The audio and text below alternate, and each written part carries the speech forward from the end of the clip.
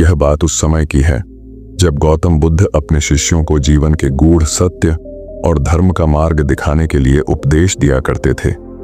एक बार एक छोटे से गांव में उनके शिष्यों और गांववासियों का एक बड़ा समूह एकत्रित हुआ। वहां के लोग बुद्ध की बातों को सुनने के लिए हमेशा आतुर रहते थे। प्रश्न और शंका। उपदेश शुरू होने से पहले एक युवा शिष्य ने बुद्ध से पूछा, गुरुदेव, क्या हमें अपने अधिकारों के लिए लड़ाई लड़नी चाहिए? क्या यह धर्म के विरुद्ध नहीं है? हम हमेशा अहिंसा और सहनशीलता की बात करते हैं, तो क्या अन्याय को चुपचाप सह लेना सही है? गांव वाले भी इस सवाल का जवाब जानने के लिए उत्सुक हो गए। वे सब ध्यान से बुद्ध को देखने लगे। बुद्ध की शिक्षाप्रद कहानी। गौतम बुद्ध मुस्कुराए और एक छोटी सी कहानी सुनाने लगे। शांतिपुर गांव में सूरज की पहली किरणें खेतों पर पड़ते ही रोहित जाग जाता। उसकी आंखों में एक सपने की चमक थी, लेकिन दिल में गुस्से की आग। उसके पिता रामलाल खेतों में अपनी मेहनत का फल देखते हुए कहते, बेटा, ये जमीन हमारी माँ है, इसे बचाने के लिए हम कुछ भी करेंगे। लेकिन कुछ महीने पहले उनकी यही जमीन जमींदार रघुनाथ सिंह ने छल से हड़प ली थी। गांव का माहौल और रघुनाथ सिंह की क्रूरता। गांव के लोग मेहनती थे, लेकिन उनकी मेहनत का फल रघुनाथ सिंह के घर पहुंचता। उसकी बड़ी हवेली गांव के बीचों बीच थी। हर किसी के कंधों पर उसका कर्ज था और हर खेत उसकी मर्जी से चलता। रघुनाथ बाबू के खिलाफ बोलना मतलब अपनी जान देना। ये डर गांव वालों की हड्डियों में बस गया था। रघुनाथ सिंह के पास ताकत थी, पैसे थे और चालाक दिमाग। वह दस्तावेजों में हेरफेर करता और लोगों की जमीनें हड़प लेता।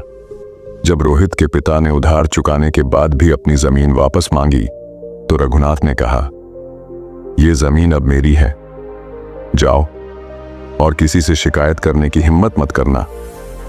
रोहित की हिम्मत। रोहित को यह अन्याय सहन नहीं था। उसने अपने पिता से कहा, बाबा, अगर हम चुप रहेंगे तो ये जमीनें भी जाएंगी और हमारा सम्मान भी। पिता ने ठंडी आह भरते हुए कहा, बेटा, जमींदार से लड़ाई मोल लेना आसान नहीं। लेकिन रोहित ठान चुका था। उसने गांव के कुछ बुजुर्गों से मदद मांगी, लेकिन सब ने वही जवाब दिया, रघुनाथ से लड़ने का मतलब है अपनी मौत बुलाना। रोहित की तैयारी और संघर्ष।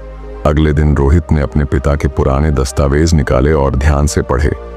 उसने देखा कि जमींदार ने फसल की कीमत में हेरफेर करके उनकी जमीन जबरदस्ती हथियाई थी। उसने फैसला किया कि वह कानून का सहारा लेगा। वह शहर गया और वकील सुनील शर्मा से मिला।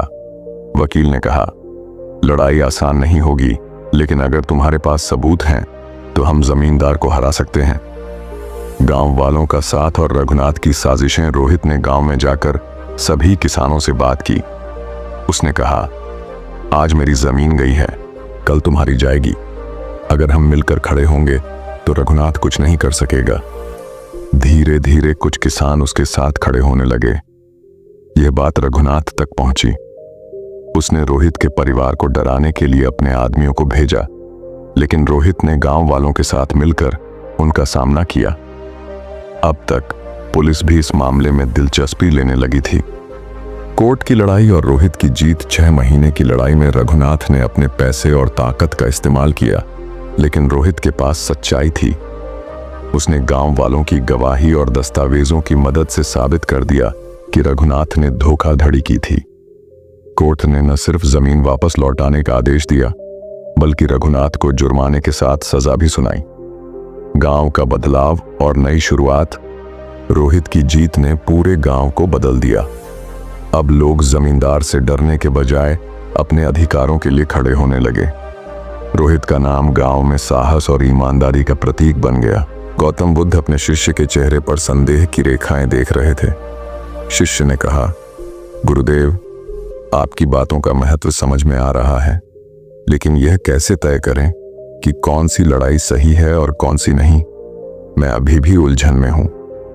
गौतम बुद्ध मुस्कुराए और बोले, ठीक है, अगर पहली कहानी से तुम्हें बात स्पष्ट नहीं हुई तो मैं तुम्हें एक और कहानी सुनाता हूं।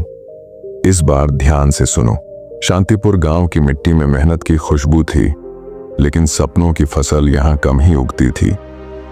इसी गांव में एक साधारण किसान का बेटा अंशुल रहता था। अंशुल की उम्र 19 साल थी और उसकी आंखों में बड़े सपने थे। वह आसमान में उड़ते हवाई जहाजों को देखकर सोचता, क्या मैं भी कभी इन जहाजों को उड़ाऊंगा। लेकिन अंशुल का सपना इतना आसान नहीं था। उसके पिता हरिप्रसाद गांव के सबसे ईमानदार किसानों में से एक थे, लेकिन गरीबी ने उनके घर को चारों तरफ से घेर रखा था।